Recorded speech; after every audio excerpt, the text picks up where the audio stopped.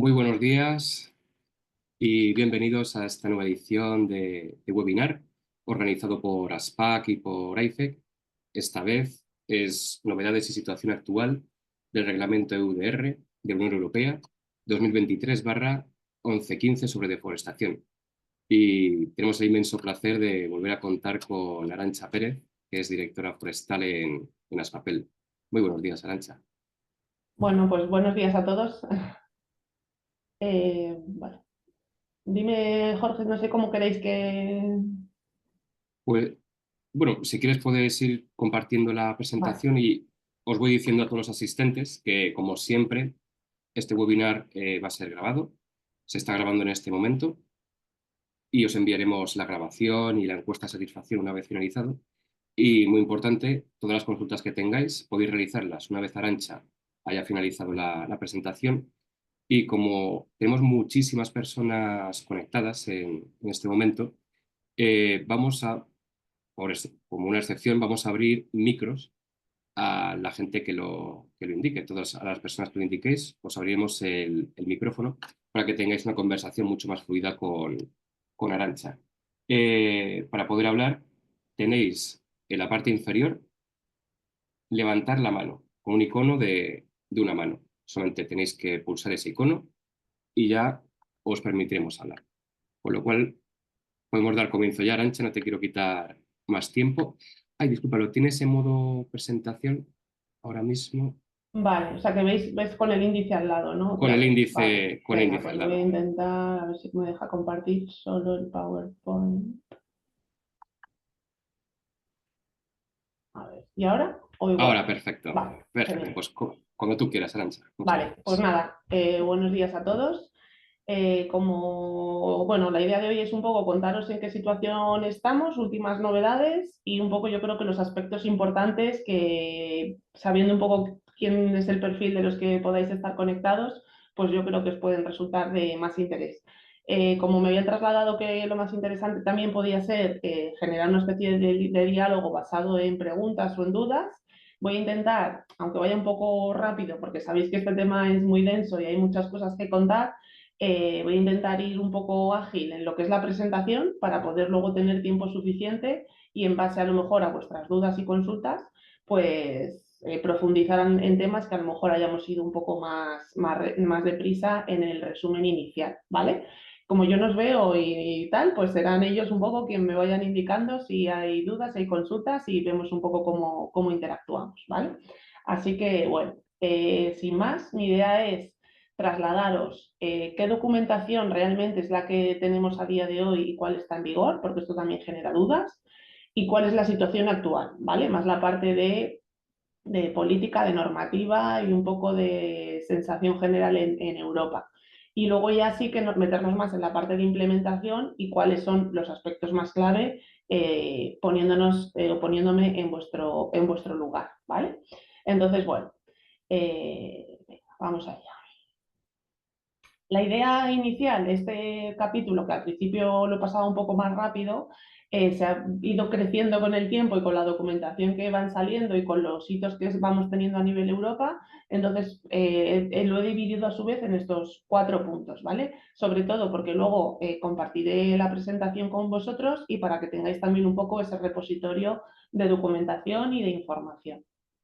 Entonces, bueno, como sabéis, tenemos el reglamento de EUDR, que a mí me gusta más que el reglamento de deforestación, que también el lenguaje es importante y que lo llamemos de los productos libres de deforestación, que son nuestros productos, ¿vale? Y nos regula ese comercio de esos productos libres de deforestación. Entonces, bueno, tenéis ahí el enlace, sabéis que está aprobado y en vigor desde junio del 23, que atañe a 7 materias primas, una de ellas la madera, esto ya lo sabemos todos, así que no me voy a detener. A mayores de ese reglamento está este otro reglamento de ejecución sobre el funcionamiento del sistema de información, que sabéis que es una de las patas fundamentales de esta normativa, que hay un sistema informático europeo donde hay que hacer unas declaraciones, pues es importante que tengamos detectado que este sistema informático tiene este reglamento con unas normas mínimas, sabéis, y luego lo veremos que hay más manuales y más, pero esta es la parte oficial de la legislación, que a raíz de este reglamento hubo un retraso que no modificó el reglamento inicial, sino que creó otro reglamento donde se recogían esos 12 meses de más para las empresas, 6 meses más para la clasificación de riesgo país, etcétera, etcétera, ¿vale? Y es este otro documento. Y luego hay una cuarta pata, por decirlo así, que es un acto delegado que se realizaron este año para revisar el anexo 1. El anexo 1 es donde se recogen todos los productos pertinentes que están en el alcance de este reglamento y que vienen de esas 7 materias primas, ¿vale? Entonces ahí hicieron una consulta pública donde nosotros participamos y el espíritu de esta consulta era matizar y mejorar, ¿vale? No era modificar y quitar o agregar productos en el alcance, sino, pues, por poneros ejemplos, la parte de reciclado, pues que no hubiera duda, o la parte de si yo tenía una pasta que no venía de la madera, pues que quedara reflejado que aunque el código estuviese en el anexo, no estaba en el alcance. Ciertos matices, ¿vale? Pero es verdad que el texto final, después de esa consulta, todavía está pendiente, ¿vale? Entonces, esto que lo tengamos todos detectado, ¿vale? Y por último, ha sido el último reglamento de ejecución que han salido y que han publicado el 22 de mayo con la clasificación de los riesgos de cada país a nivel global, ¿vale? Luego nos detendremos un poco en este aspecto. Pero estos 5, por decirlo así, pilares de documentación normativa son la legislación que ha publicado la Comisión y que es como los cimientos de todo este paquete normativo vinculado a la comercialización de los productos libres de deforestación, ¿vale? Entonces, bueno, como tenéis aquí los enlaces y demás, os invito a que por lo menos tengáis localizada la documentación oficial de base. A mayores de esto, bueno, vale, entonces, para matizar este quinto punto, ¿vale? Os había puesto aquí que tenéis aquí el listado de la clasificación oficial. Vosotros sabéis que el reglamento de UDR decía que todos los países íbamos a ser riesgo estándar hasta que hubiera una lista de clasificación. Bueno, pues esa lista sacó los países de riesgo bajo y los países de riesgo alto. La gente dice, ¿y los estándar? Digo, pues los que no están ni en riesgo bajo ni en riesgo alto, porque ya el reglamento de UDR decía que todos éramos riesgo estándar, a no ser que se dijera que éramos bajo o alto. Bueno, a mayores de eso se ha creado un listado que tenéis aquí el enlace, donde puedes buscar incluso por orden alfabético y decir, yo tengo un proveedor de Chile, pues busco Chile y me dice alto, bajo o estándar, ¿vale? Esto ha generado polémica, pero a día de hoy está aprobado y en vigor, ¿vale? Luego veremos un poco qué ha pasado en Europa con esto. Esta clasificación de riesgo país nos da dos, sobre todo, aspectos que van a tener consecuencias en función de la clasificación. Uno es el volumen de controles, es decir, los países que somos riesgo bajo, que estamos aquí en este mapita en verde, tendremos un 1% de los controles, los riesgo estándar un 3% y los alto un 9%. Pero además, la diligencia debida, que luego veremos muy resumidamente de qué se trata, puede ser simplificada si somos riesgo bajo, ¿vale? Y entonces nos quedaríamos solo en el primer paso de esa diligencia debida, que es la información. Vale. Muy resumido y disculpad ya que os lo diré varias veces, la rapidez, pero bueno, es un repaso un poco general, ¿vale? Como documentos de apoyo, bueno, pues la comisión sacó una guía que no es legalmente vinculante y que tiene ejemplos prácticos que yo os invito a ver porque de nuestro sector y de vuestras cadenas de valor hay algún ejemplo que puede ser bastante representativo. Y sobre todo os invito a que buceéis y profundicéis en la última versión de la guía y de las FAQs, ¿vale? Que publicaron en abril, porque ya es bastante de hilo fino de dudas que son bastante recurrentes dentro de las empresas de vuestro tipo, ¿vale? Entonces, bueno, estos dos documentos inevitablemente os invito a que los son bastante extensos, pero hay que mirarlos. Luego haremos un repaso de qué son las cosas más importantes. Vale, luego, a nivel sectorial, los que estamos en el Task Force de CEPI de UDR, que yo soy una de ellas, hemos elaborado una guía. Esta guía la tenéis aquí disponible en CEPI en inglés, pero además es una guía sectorial y son unas recomendaciones y unas interpretaciones. La estamos traduciendo desde Aspapel, yo ya la tengo traducida, pero estoy ahora con el hilo fino de que los conceptos y la terminología realmente sea la perfecta y la exacta. y en cuanto la tenga ya acabada de revisar, la subiremos a la web de Aspapel y estoy pensando que a lo mejor el 15 de septiembre haremos un webinar abierto a vosotros también, no solo a los asociados de Aspapel, para explicaros un poco esta guía, ¿vale? Por si es de ayuda. Entonces, que tengáis también en el radar este documento, que es un documento de apoyo, ¿vale? Vale. Bueno, os dejo aquí el índice y demás, pero como la tenéis en forma de, o sea, la tenéis disponible en inglés, pero bueno, para que sepáis que va a estar en castellano con estos temas. Pasando un poco a qué ha pasado en Europa en este último semana, 2 semanas, ¿vale? Porque sabéis que esto todavía es como un partido que digo yo que vamos jugando minuto a minuto. Bueno, pues hay bastante revuelo a nivel político, las cosas como son, ¿vale? Y el Parlamento que está ahora no es el mismo Parlamento ni la misma composición de cuando esto salió y no están tan alineados con la Comisión como en la etapa anterior. Entonces, ya ha habido cartas y manifiestos de necesidad de simplificación y necesidad de más tiempo para poder aplicar esto por parte de 18 Estados miembros. Nuestro país no está dentro de eso. Sabéis que nuestro país siempre ha apoyado que esto vaya para adelante. Otra carta de las asociaciones europeas de los sectores afectados y además el Parlamento puso una especie de cesión de censura a esa clasificación de riesgo país, pero que simplemente no tiene un impacto directo en que esté en vigor, ¿vale? Entonces es como una llamada a la Comisión a reflexionar sobre eso. Entonces, aparte de esto, ¿qué es lo que pasó la semana pasada? Sé que Business Europe también va a lanzar una carta pidiendo igual pues, facilidades, simplificación y más tiempo a la comisión, pero a día de hoy un poco son los movimientos, por decirlo así, de influencia que están desarrollándose. Por el otro lado, existe una plataforma de las partes interesadas donde está CEPI y donde está nuestro ministerio, que suelen tener pues, reuniones bastante frecuentes. Como veis ahí, la última ha sido ya la número 34, que tuvo lugar el 8 de julio y que todas estas preguntas o todas estas cartas o todas estas inquietudes y solicitudes que estaba teniendo la comisión fueron tomándose en consideración y dando una respuesta, ¿vale? Y aquí os he dejado un breve resumen de cuáles fueron un poco esas respuestas. Sobre el acto delegado de ese anexo 1 dijeron que es lo que os contaba antes, que va a intentar matizar los productos que están en el alcance, pues dijeron que en breve estará la modificación final, ¿vale? Pero no dieron fecha. Para la clasificación de país dijeron que aunque el Parlamento había intentado pues, posicionarse en contra, que el acto de ejecución y la clasificación estaban ya entradas en vigor y que con los últimos datos de la FAO que saque en el último trimestre de este año, para el año 26 podrían revisar algunos de esos países y cambiar el riesgo de la clasificación de algún país. Desde mi punto de vista, y enfatizo mucho en lo que está escrito y en lo que es así y en lo que yo veo, ¿vale? Es que incluso que esta clasificación de riesgo país se cayera o la tiraran abajo, en realidad no nos beneficiaría, ¿vale? ¿Por qué? Porque partiríamos otra vez de ser todo riesgo estándar.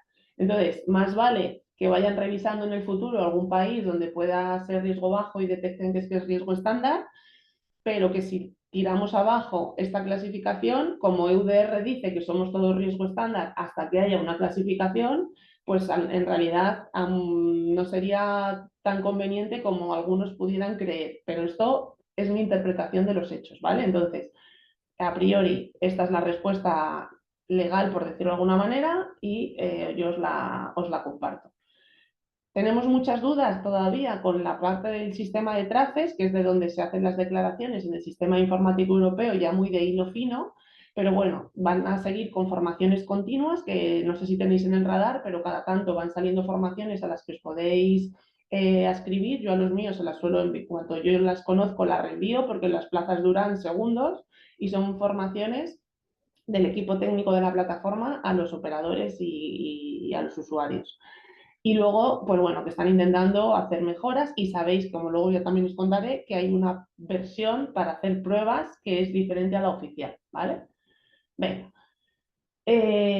Haceros saber que la parte de el régimen sancionador, aunque va a haber una ley nacional que también ahora os contaré a nivel España, En paralelo, hay una directiva sobre delitos ambientales que tiene un capítulo donde recoge infracciones de delito penal por incumplimiento de UDR, ¿vale? Y que los países tienen obligación de transponerla como fecha tope el 21 de mayo del 26, ¿vale? Simplemente para que lo tengáis en el radar, ¿vale? Esa otra normativa que será necesario transponer.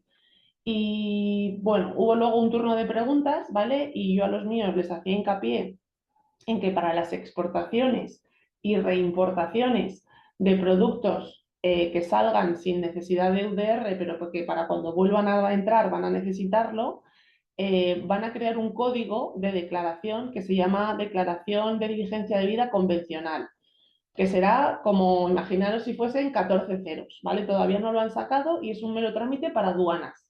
Y esto supongo que generará dudas y luego lo comentamos un poco más despacio, pero para que lo tengáis en el radar, que esto va a existir y que, bueno, que da capacidad a las reimportaciones con unas reglas del juego específicas, ¿vale? Insisto que luego lo detallamos si hace falta. Vale, como os decía, a nivel nacional hay un anteproyecto de ley ya encima de la mesa que ha pasado la primera ronda del Consejo de Ministros y que recoge sobre todo el régimen sancionador. Pero para daros unas pinceladas rápido, ¿vale? Establece las disposiciones generales, bueno, términos de referencia, etcétera. Cita que van a crear a nivel España una oficina de lucha contra la deforestación donde va a recaer un poco el peso del control de todo esto, que van a crear también una comisión estatal con todas las autoridades competentes, que sabéis que son pues, las 17 comunidades autónomas, y que va a haber un repositorio estatal de información, ¿vale? Son así como pinceladas de nuevos conceptos que por lo menos tengáis en el radar. Además, recoge bueno, temas de reglamento de FLEC que a vosotros os implican menos porque no comercializáis con madera, pero bueno, también recoge ese ámbito. Establece el régimen sancionador y especifica los tipos de infracciones y los tipos de sanciones, ¿vale?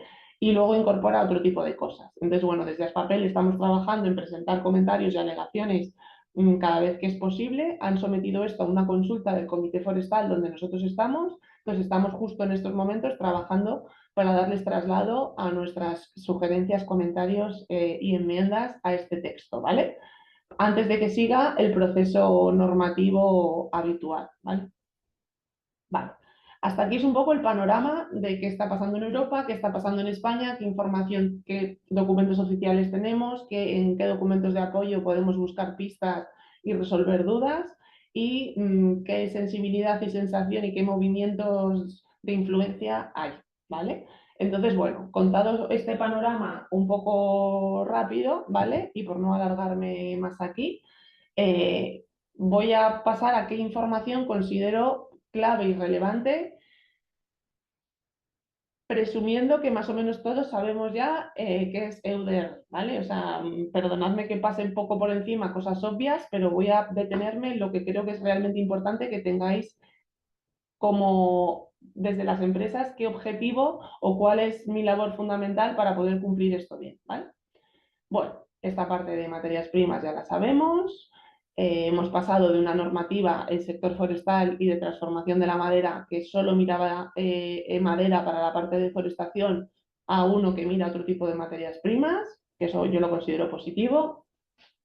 Este es el anexo 1, donde se recogen los productos que están en el alcance, que es el que os he dicho que está pendiente de publicarse el definitivo, pero me quiero detener aquí porque yo sé que lo conocéis y yo creo, supongo que en el webinar que hicimos anteriormente también os lo trasladé, pero mi intención de poneros esto aquí es que tengáis súper claro e identificado que los códigos de 4 dígitos que acompañan a cada material son súper importantes para luego entender qué rol vamos a jugar dentro de las empresas, ¿vale? Entonces, como nuestros capítulos 47 y 48 están ahí agrupados, sí que os invito a que cada uno tiene que saber muy bien los productos que va a comercializar, qué código tienen, ¿vale? Y luego veremos por qué. Pero ayer mismo tenía una reunión con gente que fabrica packaging y no se tenía bien detectado qué código era el que yo estaba comprando a mi proveedor y qué código es el que yo vendo.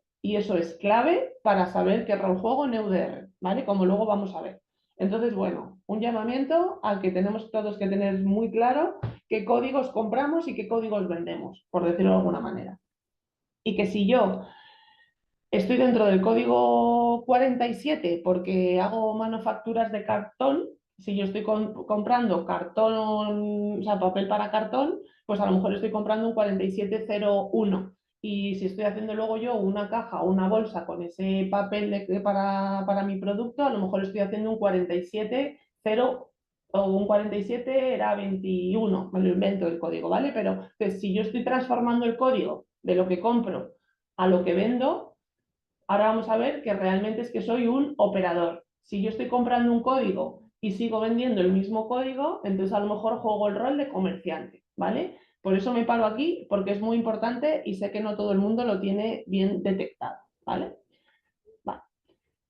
Sabemos ya, y esto ya lo habéis visto, que 100% reciclado está exento. Si yo tengo 95% reciclado y 5% fibra virgen, entonces sí que estoy dentro del ámbito de UDR, ¿vale?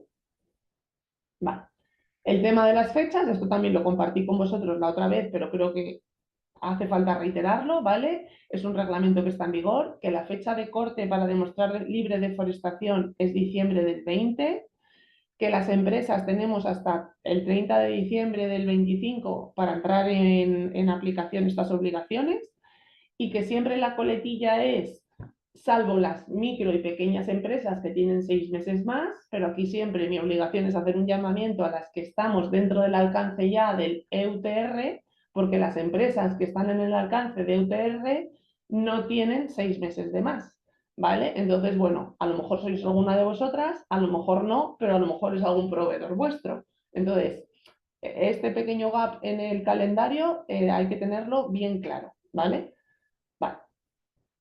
Esto es como ya me habéis oído alguna o más veces decir que es como el corazón de UDR y que no me voy a detener mucho.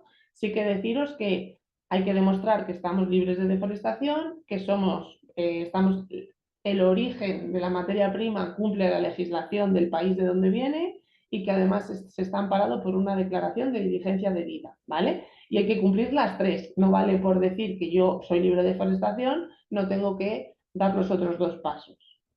Vale, y aquí viene una ristra de definiciones que hoy no hay tiempo para detenernos, pero yo os las dejo aquí a modo de documentación. Vuelvo a insistir en que la diferencia entre operador y comerciante es si cambio los 4 primeros dígitos del código, ¿vale? Entonces, esto es muy importante tenerlo identificado. ¿Por qué? Porque si yo cambio el código, estoy introduciendo en el mercado un producto nuevo, ¿vale? Y al final esto es la clave de este reglamento, que si yo introduzco un producto nuevo en el mercado, soy operador. Y si simplemente compro un producto y lo vendo sin modificar esos 4 códigos, no lo estoy introduciendo por primera vez en el mercado y entonces soy comerciante, ¿vale? Esto es muy importante que lo tengamos entendido. Vale. Legislación de origen, pues son cumplir con este tipo de normativas, que tampoco hay tiempo hoy para detenernos en esto. Periodo de transición EUTR-UDR, pues es muy importante entenderlo. Como esta diapositiva del Ministerio genera dudas, partiéndome en esta información y para yo no inventarme nada, tenéis este otro diagrama donde creo que se entiende mejor. Fecha de tope, 30 de diciembre del 25. Ahora bien, los productos que vengan fabricados con madera que sea cortada y comercializada antes, vendrán conformes a EUTR, que es el reglamento de Timber Regulation. No vendrán conformes a UDR. Entonces podemos estar comercializando productos en marzo del 26 sin tener que cumplir EUDR. Esto es importante tenerlo en cuenta porque tengo que ver qué periodo de transición voy a tener con mis stocks, con mis almacenes, con mis productos, ¿vale? Perdona. Y ahora sí, todo producto que provenga de madera aprovechada y comercializada por primera vez a partir del 30 de diciembre ya estará dentro de la línea de flujo de EUDR. Entonces vamos a tener un periodo de convivencia de estos dos tipos de productos. Es decir, yo puedo estar comprando un papel en marzo que mi cliente, o sea, mi proveedor me diga que no tiene que cumplir EUDR porque viene conforme a EUDR, y el mismo papel de ese mismo proveedor o de otro, si viene de una madera que es posterior a la fecha, que venga conforme a EUDR. ¿Esto hasta cuándo va a pasar? Pues cada uno en función de nuestros stock y de nuestros proveedores, pero tiene una fecha límite, que es hasta el 30 de diciembre del 28, ¿vale? A partir de entonces, cualquier material o materia prima o producto tendrá ya que cumplir sí o sí al 100% EUDR, dará igual que la madera sea de antes, ¿vale? Un matiz importante es que cualquier importación a la Unión Europea a partir de la fecha de corte, da igual que la madera sea de antes, sí que tiene que cumplir EUDR, ¿vale? Esto hace falta entenderlo, revisarlo despacio y comprenderlo, y sobre todo analizar nuestros flujos, ¿vale? Saberlo de cara a lo que me vayan a vender, y también, si estoy en esta casuística, saberlo explicar y reflejar en mi documentación y sabérselo explicar a mi cliente, ¿vale? Vale. Siguiente punto importante, y perdonad que vaya rápido.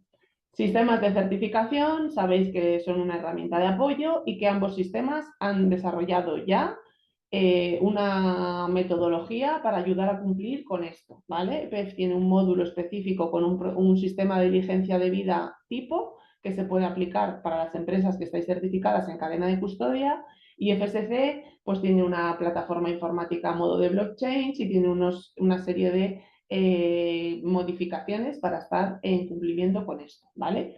Os invito a que, si estáis certificados en cadena de custodia por uno o por el otro, profundicéis porque puede ser de ayuda o de apoyo, ¿vale?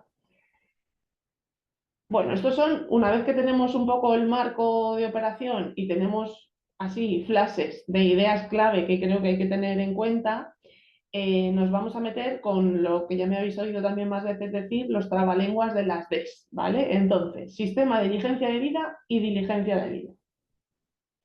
¿Qué tengo? Yo soy una empresa para poder, y he detectado que comercializo productos que están en el alcance de esta normativa.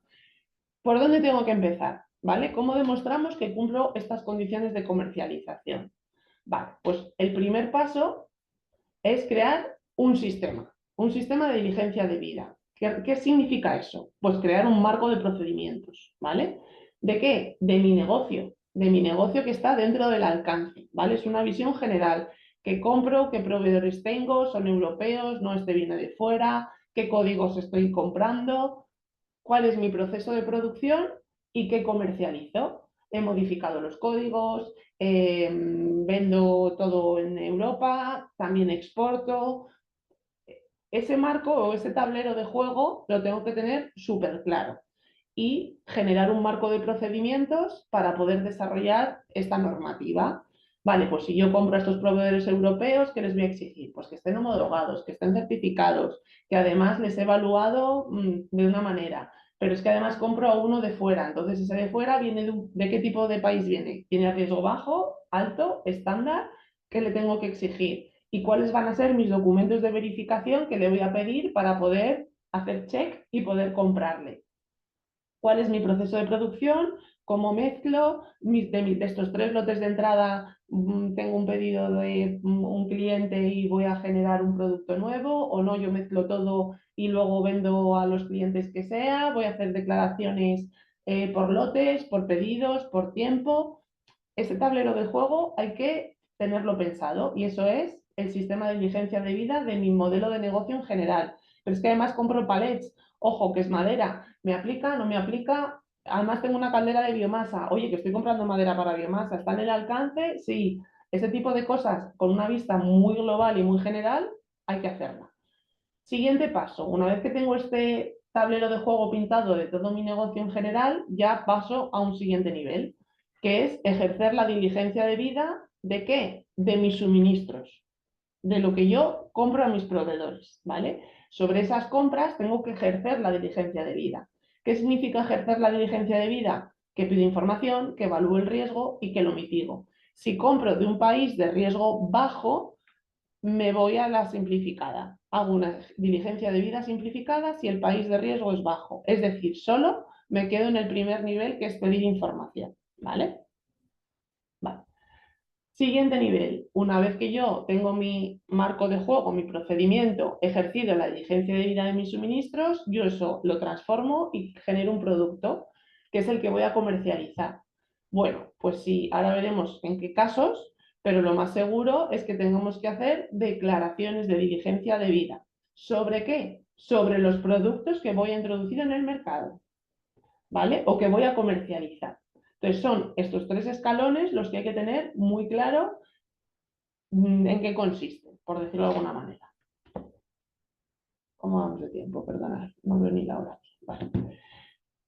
Vale, entonces, siguiente nivel. Una vez que tengo claro como estas 3 estrategias que tengo que reflexionar y pintar un poco dentro de mi modelo de negocio, si luego veremos en qué casos detecto que tengo que hacer una declaración, saber un poco el sistema de información en qué consiste. Como decíamos, la información de la que partimos es el reglamento donde dice un poco las pautas de funcionamiento de este sistema de información, que está público desde el 4 de diciembre del 24. Pero a mayores, yo os he dejado aquí un poco una chuleta de un repositorio de dónde encontrar información de preguntas típicas, ¿vale? ¿Cómo entro a la plataforma? Hay vídeos demostrativos que yo os invito, si no los habéis visto, a que los veáis, porque te van diciendo cómo hacer una declaración, cómo generar un usuario. Hay un manual para crear un usuario, que lo tenéis aquí descargable.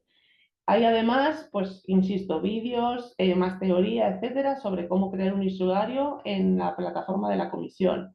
Y dentro de la web del Miteco también hay un capítulo específico que también os lo explica y os da pautas y os deja documentación relativa a esto, ¿vale? Entonces, bueno, esto es un poco de chuleta de dónde poder bucear para tener más información sobre esto. Y sobre todo en este enlace tenéis training vídeos, tenéis manuales, tenéis, ¿vale? Aquí es donde sacan las formaciones online que van haciendo frecuentemente, tienen preguntas y respuestas. Entonces os invito a que buceéis en esta página de forma con más tiempo, ¿vale? Vale, súper importante tener en cuenta que una vez que tengo generado el usuario y voy a hacer pruebas, las pruebas hay que hacerlo mediante la entrada que llaman acceptance, ¿vale? Porque lo que es el live service es el oficial y ya tiene una vinculación legal y un valor jurídico a las declaraciones que ya hagamos. Entonces, si voy a hacer pruebas, siempre tengo que usar este gemelo de pruebas que han creado, ¿vale? Esto es súper importante tenerlo en el radar y se identifica muy bien porque además aparece como un marco rojo en esa parte. Una vez que tengo el usuario y ya voy a hacer una declaración, y perdonad que pase rápido, porque si no esto también daría para 2 horas de explicar cómo se hace esto, sí que quiero puntualizar 2 cosas. Que lo que yo tengo que hacer en una declaración son los datos que me exigen en el anexo 2 del reglamento, ¿vale? Que son bastantes fotos, que yo aquí no puedo subir documentación de nada, y que lo que tengo que decir es quién soy, dónde opero, si juego el rol de operador o de comerciante, y qué producto es el que voy a meter en el mercado o a comercializar, ¿vale? Entonces, aquí cuando pone materias primas o productos, no es de lo que yo compro, es de lo que yo voy a meter en el mercado. Aquí hay 2 pasos, ¿vale? O sea, o 2 posibilidades. Si yo importo y voy a meter algo dentro de la Unión Europea, sí que voy a tener que hacer una declaración de ese suministro porque yo lo estoy metiendo en el mercado europeo. Entonces sí que si yo compro papel a Malasia, tendré que hacer una declaración del papel que estoy comprando porque lo introduzco en Europa. Pero si mis proveedores son todos europeos, yo lo que voy a tener que declarar es lo que voy a vender, nunca lo que he comprado, porque aquí, aunque ponga materia prima, se refiere a las 7 materias primas que están en el alcance o a sus productos, no que tenga que declarar las materias primas con las que yo luego genero un producto, ¿vale? Es una duda bastante frecuente. Y otra vez veis aquí que enseguida voy a tener que hacer alusión al código del producto que quiero declarar como para meterlo en el mercado, ¿vale? Entonces aquí tendré que bajar, en vuestro caso, no será el 44, será el 47 y en el 47 bajaré a manufacturas de cartón, por decir algo, o de papel y tendré que ir bajando hasta el producto que yo voy a introducir en el mercado. Vale, entonces tendré que poner la unidad de medida que vosotros uséis, kilos, metros cúbicos u otras medidas. Si No es madera, a priori no hay que poner el nombre científico de la especie, ¿vale? Pero esto todavía hay dudas por ahí resueltas que hemos trasladado, pero a priori el manual de usuario de la plataforma te dice que no hay que poner la especie si no es un código 44 de madera. ¿Y qué tendré que hacer? Pues si es una importación a Europa, tendré que meter la geolocalización del origen. Pero si yo ya todos mis proveedores son europeos y lo que voy a hacer es declarar un producto que voy a comercializar después, tampoco tendré que meter georreferencias y tendré que subir los números de declaración de mis proveedores europeos. ¿Vale? Un matiz muy importante y una duda que yo creo que a día de hoy es menos, pero que veníamos arrastrando mucho es las geolocalizaciones tienen que navegar por la cadena de valor y la respuesta es no. Solo el primer operador que ahora veremos, es el que tiene obligación de subir aquí la georreferencia.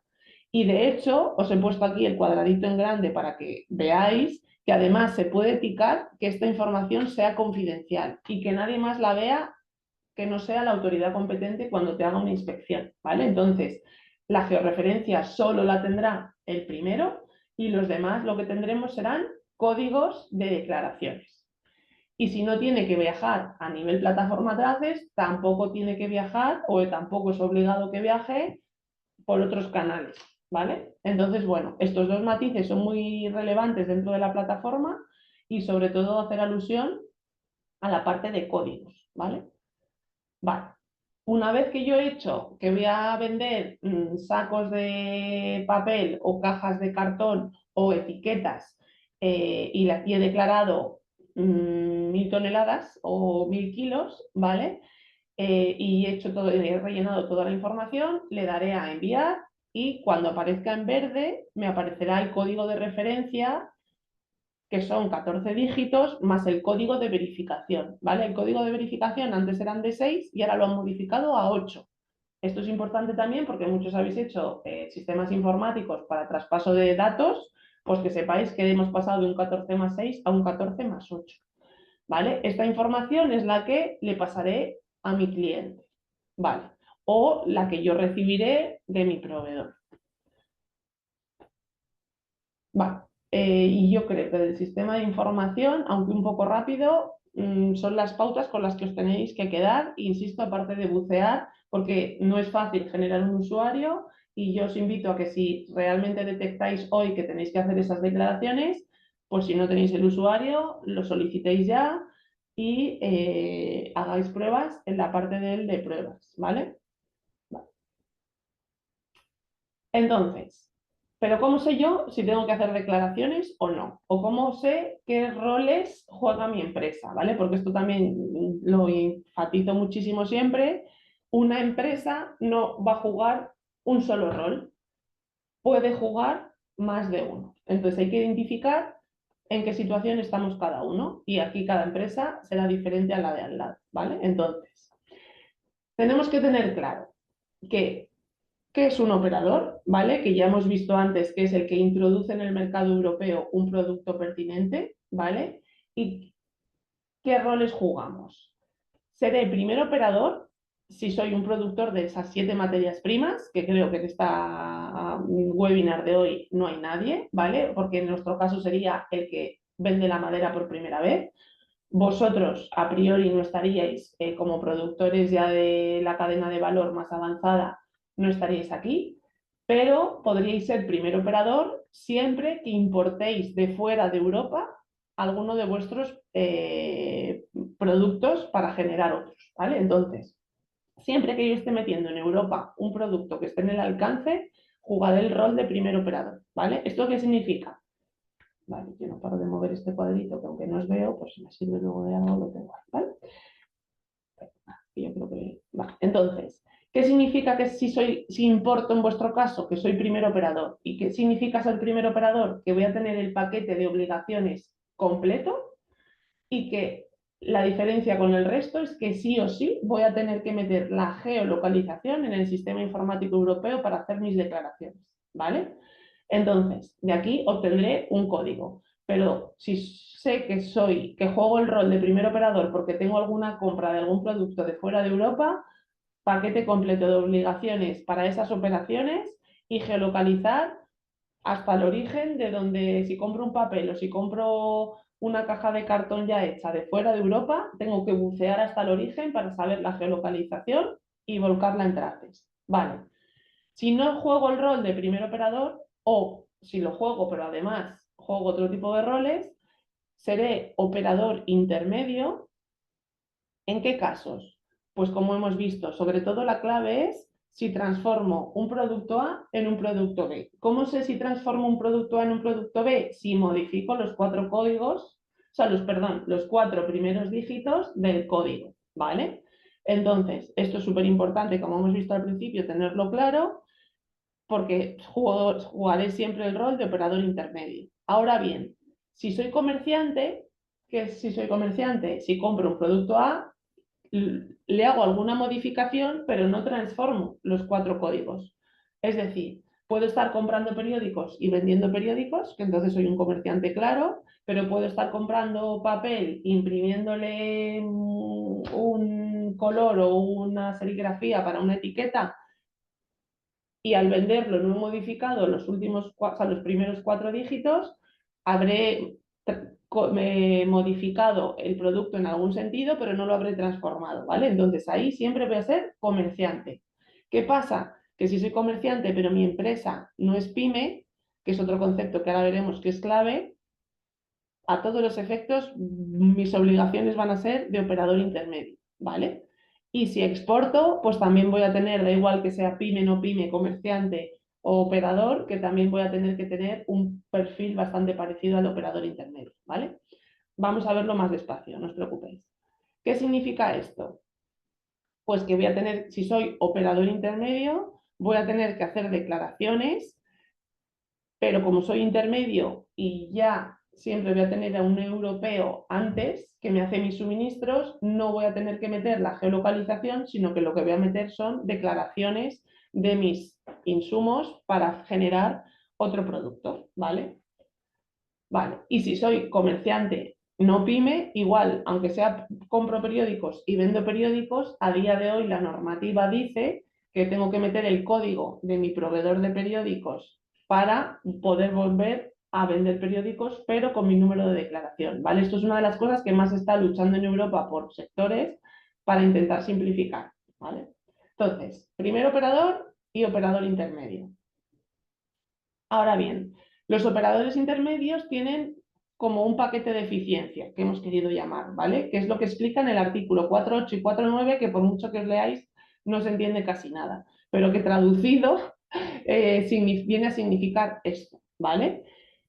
Como os he dicho, para las no pymes, para las grandes, en realidad esta simplificación viene a decir esto, que es que no tienes que meter geolocalizaciones, sino que tienes que meter números de declaración de los anteriores. Pero si soy pyme, operador, transformo un código en otro y soy pyme, tampoco tengo obligación de hacer la diligencia debida ni de hacer declaraciones. Sí que tendré obligación de pasar los números de referencia del anterior a mi cliente por si mi cliente necesita tener esa información y a lo mejor no es pyme y tiene que hacer declaraciones a su vez, ¿vale? Entonces, esto lo tenemos que ver súper claro. Y aquí pongo una nota importante de ver bien la definición de pymes acorde a este reglamento, ¿vale? Para no cometer errores en nuestra clasificación de nuestra empresa. Vale.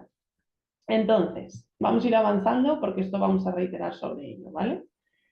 ¿Cuándo seré comerciante y ejerceré el rol de comerciante? Cuando sea un comerciante pyme. Entonces, si soy un comerciante y soy pyme, realmente no tengo prácticamente ninguna obligación, ¿vale? Simplemente si mi cliente al que le vendo me pide algo, pues tendré que darle los números de declaración del anterior, ¿vale? Pero prácticamente no tengo obligación de diligencia ni de declaración ni de poco más que conservar la información durante 5 años y pasar la declaración a mi cliente si me lo pide. Entonces, para simplificar, ¿vale? Este cuadro que ha hecho el Ministerio para yo no inventarme nada, en realidad aquí vienen como muchas casuísticas distintas, pero yo las resumo en 3. El código verde es primer operador, pues, que son 2 casos, cuando yo importo a Europa o cuando soy productor de una materia prima, ¿vale? Entonces, Aquí, como hemos visto, en estos dos casos las obligaciones son completas, incluida la geolocalización. Siguiente escenario. Estoy en el medio de la cadena de valor, es decir, siempre compro a un europeo o si soy importador y he jugado el rol de primer operador en la fase previa dentro de mi protocolo, con lo cual ya soy un operador intermedio. Da igual que sea transformador, es decir, operador, o que sea comerciante, pero que si soy gran empresa, al final las obligaciones van a ser muy parecidas, ¿vale? Va a ser el paquete azul. Y si soy bien transformador o bien comerciante, pero soy pyme, pues sería como el tercer escalón, que es prácticamente no tengo obligaciones, simplemente guardar la información y pasar los números al siguiente del anterior, ¿vale? Una cosa es que no tenga obligaciones y otra cosa es que decida que prefiero hacer una declaración para no pasarle la información de mi proveedor a mi cliente, pero eso ya será una decisión voluntaria, ¿vale? Obligación legal no tengo.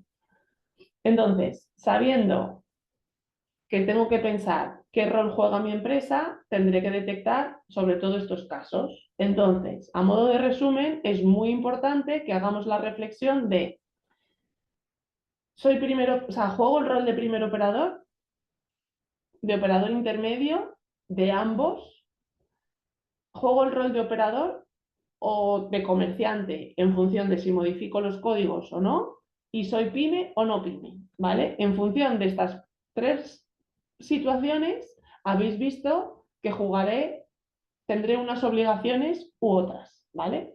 A modo resumido, os voy a dejar aquí. ¿Tiempo? Bueno. Las obligaciones para los primeros operadores prácticamente son todas: tener el sistema de diligencia debida, ejercer la diligencia debida, hacer las declaraciones con las geolocalizaciones, esas declaraciones, esos números, meterlo en aduanas, comunicarle al siguiente eslabón los números de referencia, ¿vale? Y además, revisar el sistema de diligencia debida una vez al año, guardar la información 5 años, informar al público, si no soy pyme, mediante Internet, de un resumen de mi sistema de diligencia de vida, es decir, cuando yo tengo mi marco de procedimientos, tengo que hacer un resumen y dejarlo publicado en la web o donde sea, ¿vale? Para que cualquiera lo pueda ver. Y de estar alineado, lógicamente, con la cadena de suministro.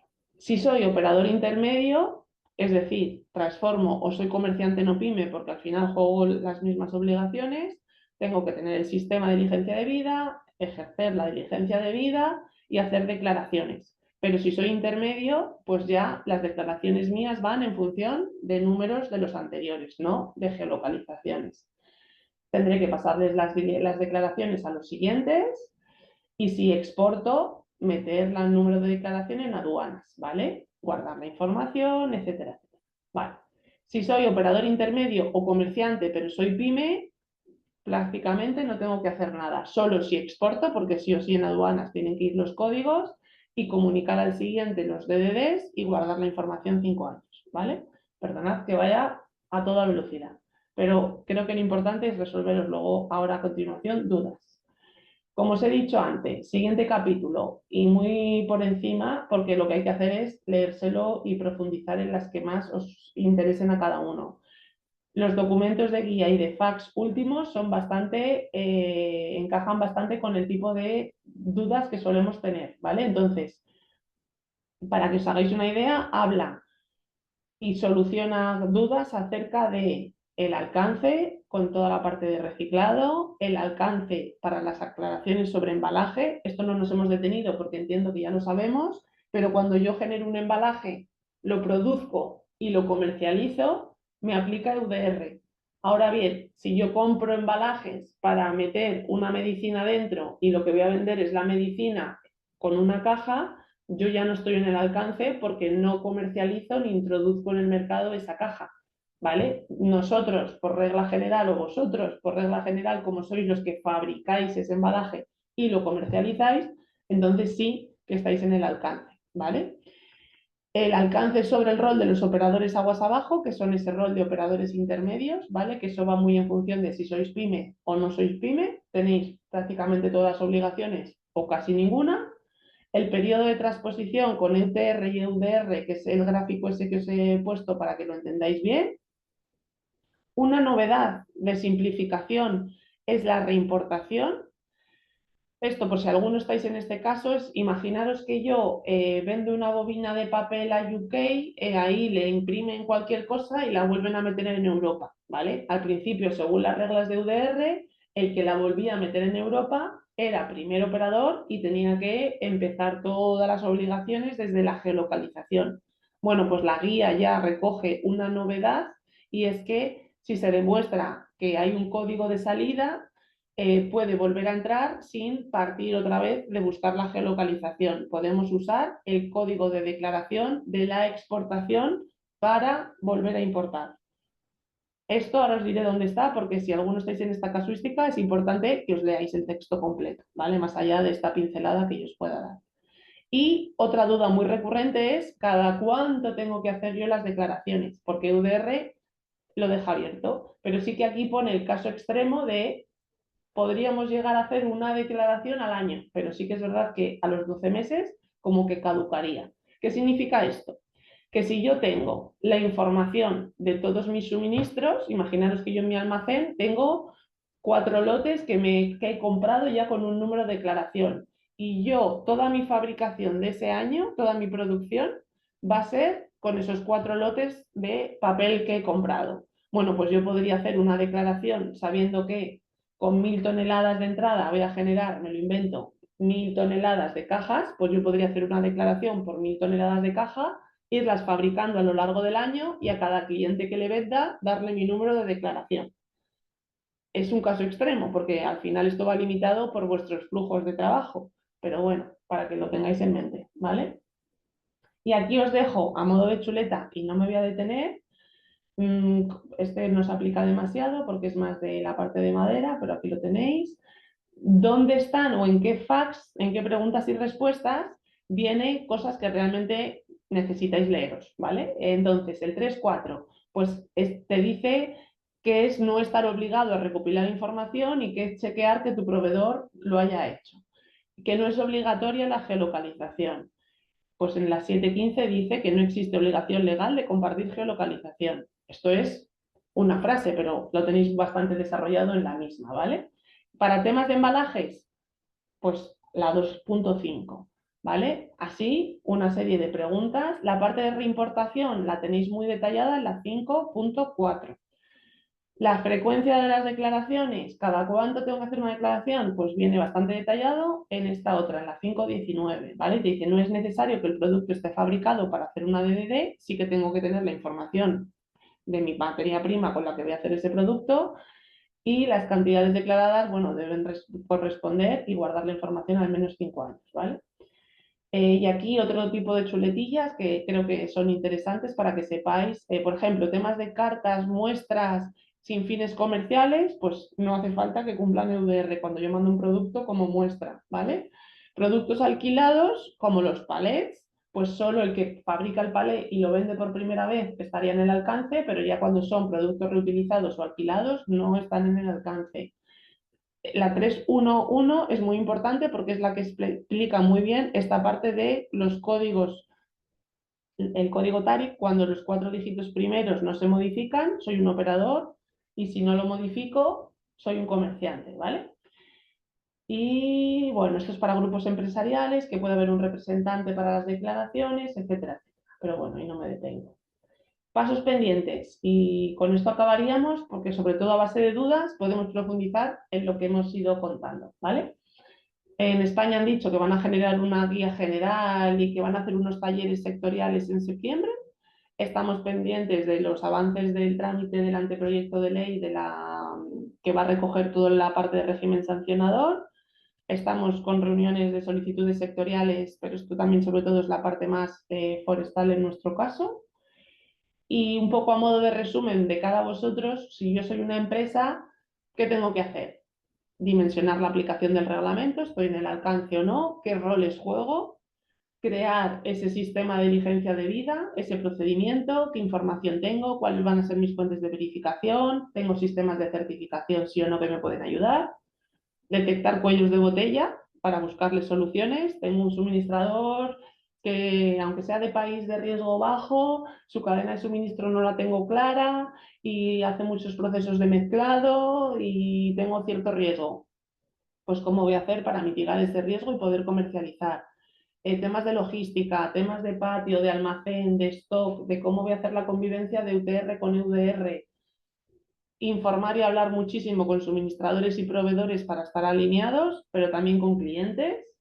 Y sobre todo, si he detectado que por mi rol tengo que hacer declaraciones, pues sí o sí, probar cuanto antes el sistema informático y generar el usuario, ¿vale?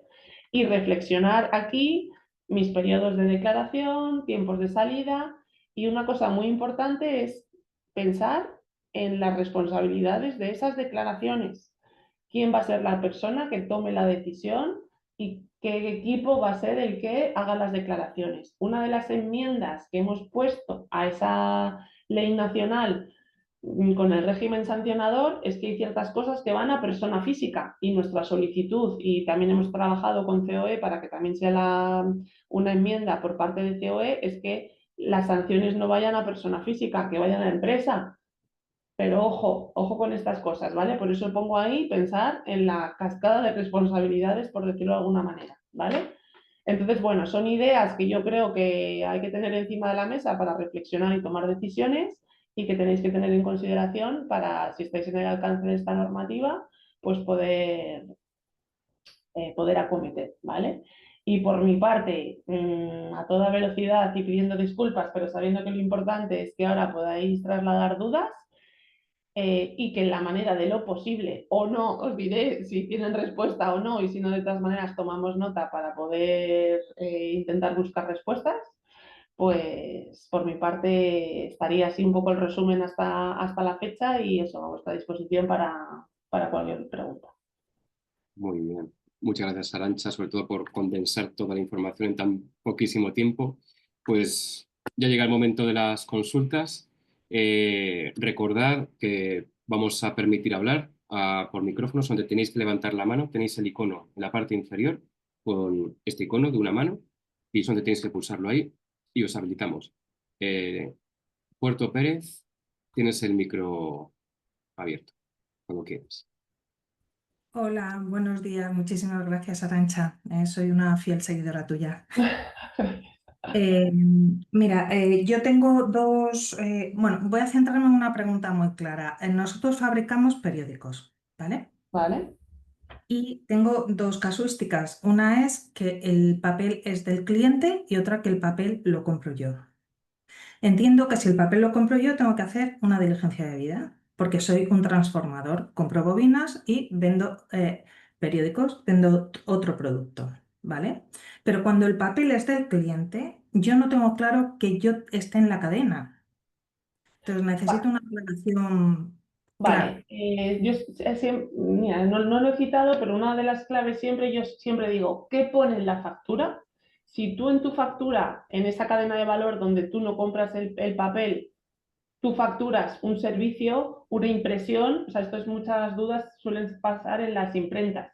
¿Qué les pasa esto? Es si tú el papel, tú no compras, o sea, porque hay gente, como tú dices, que yo compro papel, lo imprimo y vendo periódico, pues evidentemente estás en la cadena.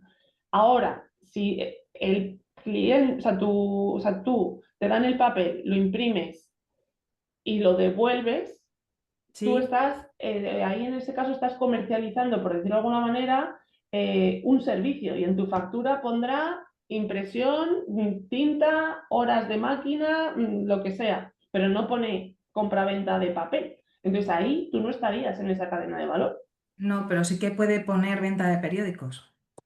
O sea, yo el producto que vendo es un periódico ya hecho. O sea, no compro nada, pero bueno, en realidad no. Sería la impresión empaquetado, no sé qué, bueno. Pero lo Bueno, eso es importante es un lo que ponga en matiz. la factura, porque claro, estas facturas llevan haciéndose durante 20 años, hace 20 años, no se han cambiado. Pues eso es una reflexión, porque al final tus pruebas de verificación, vale, esto no lo dice ODR, entonces es en conversación un poco de lo que vamos viendo, ¿vale? Bueno, Eh, pero si pone servicios de impresión, claramente yo no estaría en la no, cadena. no, Vale, y eso es una cosa muy importante. Vale. sí. Y luego, Gracias. un matiz es, ¿sois pyme o no sois pyme? No, Vale, entonces sí que cuando tú compras papel y vendes periódico, transformas y no eres pyme, entonces sí que tienes que hacer declaración de los periódicos. vale. Tendrías que meter los códigos del papel que te da tu proveedor y declarar con tu código de periódico y con ese número de referencia dárselo a tu cliente. Vale, salvo que sea 100% reciclado, en cuyo caso tampoco. Exacto. Bueno, o sea que tenemos una vía de salvación. Vale, entonces tú tendrás que printar en tu sistema de licencia de vida, en tu modelo, decir, tengo estas casuísticas. Incluso yo pondría la casuística de, tengo una línea de negocio de simplemente impresión, con lo cual aquí no me aplica. Aquí compro papel a proveedores europeos y transformo a periódicos, me aplica. ¿Sabes? Esa parte de pintar el tablero de juego es súper importante, porque te va a Vale, ir dando todas las líneas de luego tus tareas asociadas a cada circunstancia. Arantxa, y tengo una tercera pregunta que es, también tenemos una división que hace packaging. Esto es otra cosa distinta. Yo compro cartón y vendo cajitas. ¿Sí? Ahí declaro sí o sí, vamos. Sí, porque se cambia, es que lo miré ayer con uno que hace algo parecido a vosotros y es que cambiáis el código. Entonces hay que mirar bien los códigos esos TARIC porque cartón tiene un código y manufactura de cartón que pone Vale, sacos, bolsitas, cajas y una lista muy larga de productos de envase tiene otro código. Entonces vale. si cambias código tienes que declarar ese código acorde a los números de declaración de tus proveedores del papel o cartón con los que lo vas a fabricar. Y como Listo. no eres Y pyme, tienes que hacer declaración. Y en caso de packaging no tengo problema con los tiempos porque soy capaz de prever qué papel voy a utilizar para hacer cajitas, pero en el caso de periódicos yo no sé el papel que voy a utilizar en caso de que sea mío comprado y no sea 100% reciclado y tenga que hacer declaración de vida. Por tanto, yo el papel que voy a utilizar lo decide en realidad el jefe de almacén esa misma tarde. Y por la noche ya vemos qué papel se ha utilizado o cuál no. Pero Vale. el periódico ya ha salido. Es importante para esos casos que os miréis, y os lo estoy diciendo de memoria, pero creo que es la pregunta de la FAQ 1.18, que dice que es lo que llaman declaraciones en exceso. Es decir, yo tengo estos lotes de papel, no sé cuál voy a usar para fabricar este papel, pero como tengo que venderlo con un código, mis entradas van a ser, es una declaración por exceso, van a ser todos los papeles posibles que tengo para hacer este periódico y voy a meter todos estos números de papel porque no sé cuál voy a coger. Entonces, Pero es que aumento mi eso, riesgo porque si alguno incumpliera, como yo al final he sacado este periódico acorde a todas estas entradas, pues asumo más riesgo, pero al final puedo tener una declaración hecha acorde a unas entradas. ¿Me explico? pues no, perdona. O sea, yo Vale. hago una declaración de vida con, imagínate, cada vez que entra un camión de papel en mi No, no, almacén. no, no, no. Tú sabes que vas a fabricar. A ver, estoy intentando ponerme en vuestro lugar, ¿eh? Tú sabes que vas a fabricar una tirada de periódicos esa Sí, noche sí. y que puedes usar papel A, B o C, pero no sabes cuál. Claro, pero mira, yo utilizo, imagínate, 90 bobinas distintas, por decirte algo, de distintos proveedores que han entrado en mi almacén en distintos momentos. Pues Entonces, o es que eso es sea, una declaración cuando no sabes, ¿sabes? Nos pasa a nosotros con la parte de bobina de papel, pues podéis imaginar que no sabemos de qué madera viene eso. Entonces yo declaro todas mis entradas de madera porque mezclo y saco una bobina, pero yo no voy a saber que esta bobina viene de este tronco. Entonces yo declaro todas. De hecho, hay una otra pregunta y respuesta que es cuando tú tienes un silo, que imagínate que tu almacén es lo más parecido a un silo porque hay 90 bobinas y no sabes cuál vas a usar para hacer un periódico. Pues sí. tú puedes declarar tu 100% de posibles entradas. O sea, lo que no podrías hacer nunca es meter algo que no tenga una declaración. Pero si tú tienes la declaración, puedes declarar 90 bobinas para este periódico, porque no sabes cuál vas a usar, pero alguna de esas es. Entonces, eso sí que se puede hacer. Vale, pero entonces yo todos los lunes hago una declaración porque meto todas las bobinas del almacén que han entrado en esa semana, pero luego utilizo la tercera semana bobinas de la primera declaración y de la segunda declaración. ¿Qué hago entonces? ¿Una declaración adicional? No, porque tú no declaras bobinas, porque en teoría se las has comprado a proveedores europeos, tú declaras Sí. periódico. Entonces tú declaras que vas a hacer estos periódicos con datos de entrada, declaraciones de 90 bobinas, porque no sabes cuál vas a usar. Alguna de ellas será. No Vale. sé si me... O sea, Hay algo que se me escapa ahí. O bueno, sea, si yo quieres tengo una lo... declaración, es como, funciona como un almacén esto, porque yo no he conseguido entrar en trazamiento, he conseguido entrar, pero no he conseguido hacer una declaración debidamente, ¿vale? En las pruebas. Entonces, lo que no entiendo es como si yo tuviera un almacén digital en el que voy metiendo bobinas y bobinas y bobinas y bobinas y según eso voy declarando, esta noche tengo 180 bobinas, pero mañana tengo 186 porque han entrado 6 más en el almacén. No. ¿Sabes lo que quiero decir? Tú lo que tienes que declarar es el producto que vas a comercializar y siempre tienes que saber por exceso Sí, cuál va a ser la posible materia prima de ese periódico. vale. Esa Entonces, posible materia prima, esa es la que me estoy refiriendo. claro, Esa entonces posible tú cuando materia vayas a hacer prima, la declaración de un periódico o de 1000 periódicos o de 1000 toneladas de periódicos, vas a sí, poder importar un archivo CSV con 1 o 1000 declaraciones de proveedores. vale. Entonces, imagínate que si tú metes bobinas nuevas, ¿cada cuánto? ¿Cada día? Bueno, ¿Cada semana? pongamos cada día.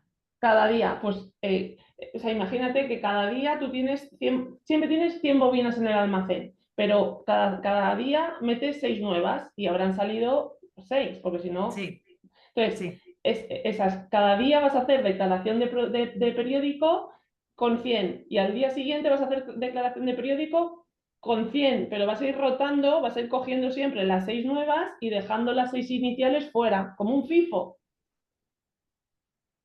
No sé si me ya, pero eso explico. significa que necesitamos un nivel Ah, de automatización que actualmente disculpadme, no tenemos. perdonadme que Perdón, que intervenga. estoy, sí, que habrá más Discúlpame que gente. intervenga, discúlpame Puerto, porque tenemos muchas más Joder. consultas que nos están llegando. No sé si os podréis Sí, poner sí, en agradezco muchísimo el contacto tiempo. entre Me ha vosotros. aclarado mucho. No, Muchas gracias, Arantxa. muchas gracias, sí, Vale. disculpa No, no. haberte cortado. Perdón, vamos con la siguiente consulta de una persona que lo ha preferido realizar por escrito.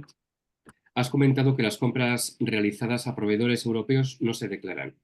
¿Estamos hablando de toda Europa o de solo miembros de la Unión Europea? Nosotros compramos a Reino Unido y por tanto hay importación aduanera. Es solo a miembros. Es decir, por eso ponía el ejemplo de reimportación con UK. Ni UK ni Suiza, o sea, hay varios que no son en Unión Europea y que son importaciones y entran en Europa. ¿Qué pasa con UK? Que si tú compras algo en UK que se ha fabricado allí desde el inicio o que viene de Malasia y de Malasia ha ido al Reino Unido y tú lo metes en Europa por primera vez, eres primer operador porque lo estás metiendo en Europa. Si eres capaz de demostrar que, imagínate, la bobina que has comprado en UK venía de Europa, pero ha ido a UK por tema logístico o porque le van a imprimir cualquier cosa, y esa bobina ya tenía un código de declaración de exportación de Europa a UK, podrías usar ese código de exportación para la reimportación, que es lo que he dicho que es una de las novedades que viene recogida en la guía y que os tenéis que leer despacio para entenderlo bien. Pero ese matiz con tu proveedor hay que sentarse, analizarlo y verlo y tener capacidad de saber que en su almacén no se va a mezclar. Imagínate que sí que tiene bobinas que venían de Europa y que tú puedes reimportar usando esos códigos, pero en su almacén vienen bobinas de otro sitio que no han pasado por... O sea, esa parte de riesgo de mezclado también hay que contemplarla. Entonces, sí o sí, lo más sencillo y lo que era hasta ahora era que si tú comprabas algo de un país como UK, que no es Europa, eres primer operador y tienes que declararlo buceando hasta la geolocalización de las parcelas con la madera con la que se pudo hacer ese producto. Y lo que se ha conseguido, venga a presionar a la comisión, es que en UK pasa mucho que de Europa va a UK y entra, y que esa excepcionalidad de reimportación si tú tienes códigos de exportación. Entonces tienes que, o sea, mi sugerencia es hablar con el proveedor y ver en qué caso está. Pero siempre que sea un país de fuera de la Unión Europea, es importación de dentro de Europa.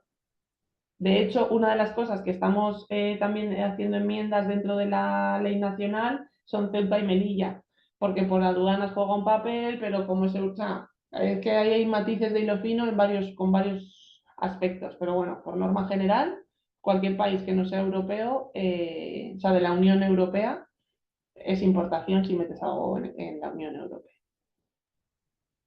Muy bien, Vale, más perfecto. preguntas. Perfecto, Arancha.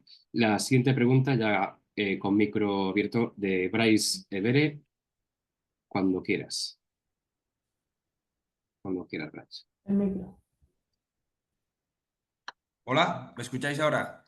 Sí. Vale, no, dos preguntas rápidas. Una, no he entendido bien, si podrías explicar por favor otra vez el tema de los años, de que hasta 2028 no cuenta lo anterior. Eso me gustaría que pudieras explicar otra vez. Y luego, en nuestro caso, nosotros, claro, a veces importamos bobinas de papel o cartón que luego transformamos, pero sin modificar lo que son los cuatro primeros dígitos, porque eso lo hacemos cortar o rebobinar a medida. A veces importamos de fuera de la Unión Europea, entonces en esos casos entiendo que tenemos que declarar, pero cuando compramos a proveedores europeos y luego nuestro cliente final tampoco luego lo exporta fuera de la Unión Europea, en principio entiendo que nunca nos van a pedir nada. O que ¿Eres pyme o no pyme? dime. Si eres pyme, vale, siendo pyme, cualquier importación a la Unión Europea, eres primer operador y tienes que hacer la declaración con la geolocalización, Ujú. pero luego en tu rol de pyme ya estés transformando código o no, o sea, seas Sí. operador o seas comerciante, por ser pyme no tienes obligación de diligencia de vida ni de declaración. A tu cliente tendrás que pasarle los números de referencia de tus proveedores o de tu código como importador. ¿Me explico? Vale, pero cuando compre dentro de la Unión Europea, en principio no Tendrás tengo que, que darles tendrás nada. que pedir a tus proveedores sus códigos de declaración, Sí. guardar los 5 años y pasárselos a tu cliente. Solo si me los pide. Solo si te los pide, pero debería pedírtelos porque si no, no puede comercializar con esta normativa. Vale, vale, Te los entendido. Y debería luego la pedir. primera pregunta, el tema de los años, que no lo he entendido bien al principio. Vale, sí, pues voy a compartir rápidamente. Vale, vale, esta es, ¿vale? Ujú. El matiz es que todos los productos que están en el alcance de UDR Sí. empiezan a estar en obligación de UDR si provienen de madera que se ha cortado y comercializado a partir del 30 de diciembre. Es decir, Vale, que una bobina que te venda un proveedor europeo en enero del 26 que pueda justificar que la madera se comercializó antes del 30 de diciembre, no tiene que cumplir UDR. vale, vale, Tiene que entiendo. ir conforme a UTR. Ahora bien, la madera que empiece a cortarse el 30 de diciembre y todos los productos que de ella se fabriquen tendrán que cumplir EUDR. Entonces va a haber un Vale, tiempo de convivencia que la fecha tope de esa convivencia va a ser el 30 de diciembre del 28.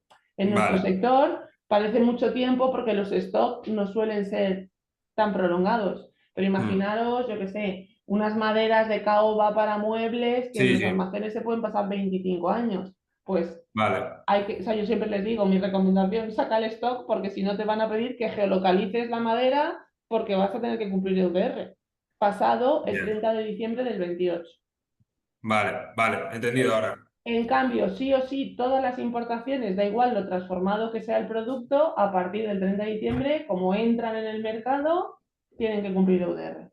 Vale, vale, entendido. Pero esto es complicado de comprender y sobre todo de explicar y tiene que estar muy bien pintado en vuestro sistema de diligencia de vida. Es decir, yo voy a tener en almacén este pedido, o sea, estos lotes, que los compré factura al canto para documento de verificación en Sí, noviembre del 24, con lo cual ya los compré fuera del alcance de UDR y los podré comercializar hasta el 30 de diciembre del 28 conforme fuera del alcance de UDR.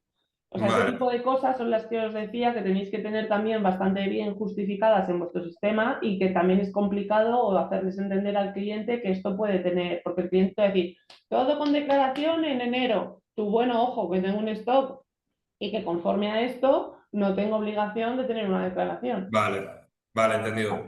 Muchas gracias. Nada. Muy bien, muchas gracias, Ray, por tus preguntas. Vamos con la siguiente de Pedro García. Ya tienes el micro abierto, Pedro, cuando quieras.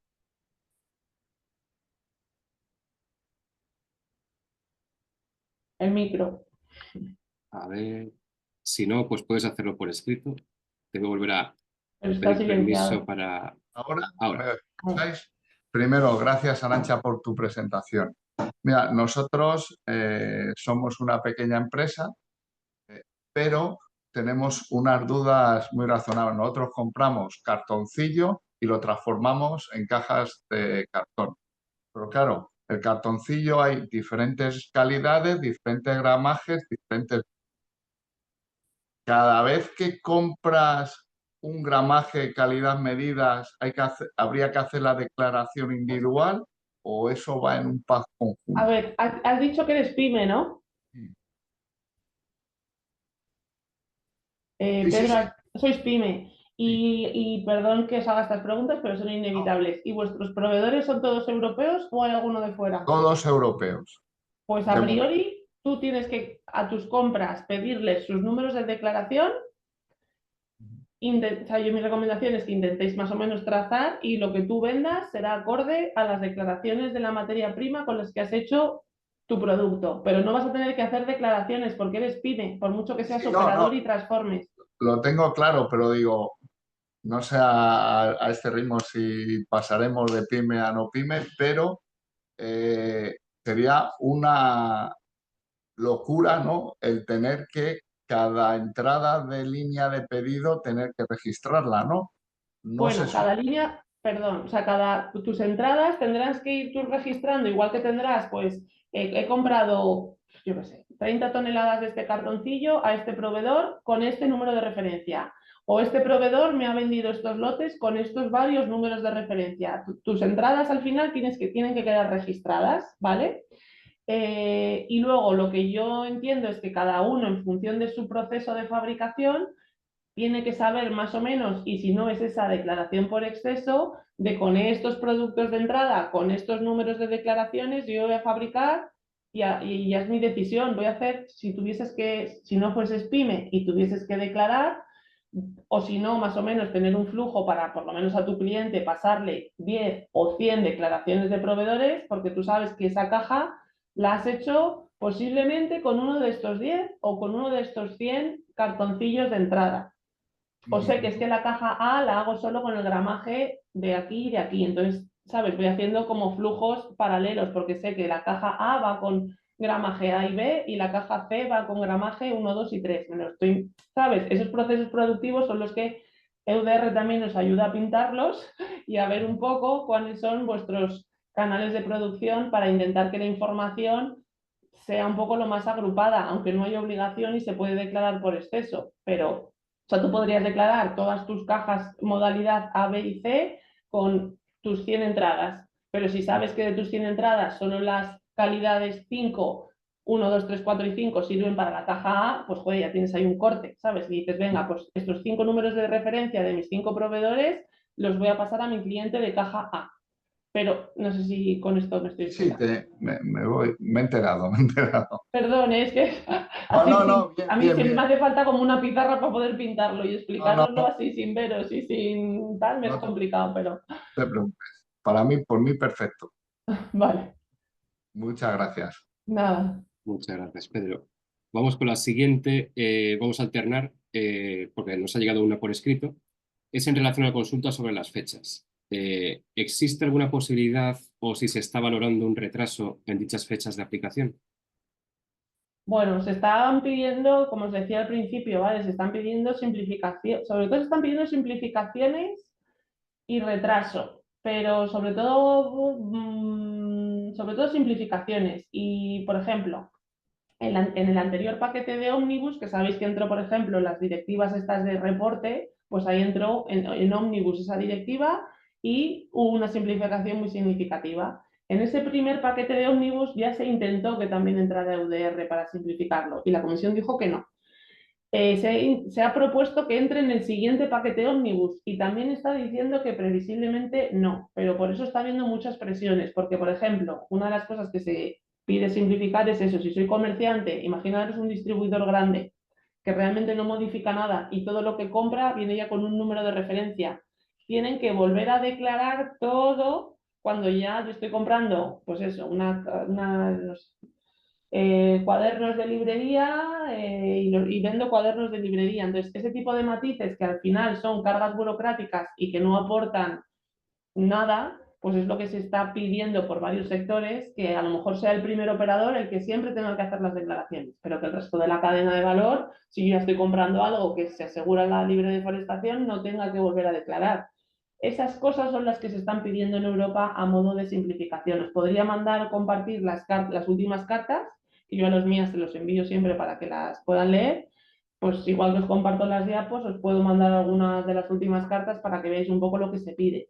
Y algunos sí que piden más tiempo, pero es verdad que hay debate en función de países y hay debate en función también de cadenas de valor. Hay países que ven una oportunidad con EUDR, hay países que van en contra total y depende del modelo de empresa que tengas y tus proveedores, pues hay algunos que ya lo han hecho y entonces no quieren, sobre todo, mira, la última solicitud que vamos a hacer, y esa sí que se va a apoyar desde CEPI, desde la sectorial nuestra europea, es certidumbre, que es lo mínimo que podemos pedir, es decir, y yo es lo que he estado en Bruselas estos 2 días atrás, es decir, mira, si es que ya nos da, o sea, no nos da igual, pero entendedme lo que voy a decir, ¿eh? Nos da igual que sea fácil, difícil, pero queremos tener el camino pintado, o sea, no podemos estar un paso para adelante, dos para atrás, soy una a la derecha, porque al final yo les digo, las empresas no es papel y reuniones, es invierto, desarrollo software, pongo un equipo de personal y todo eso son inversiones que un marco de certidumbre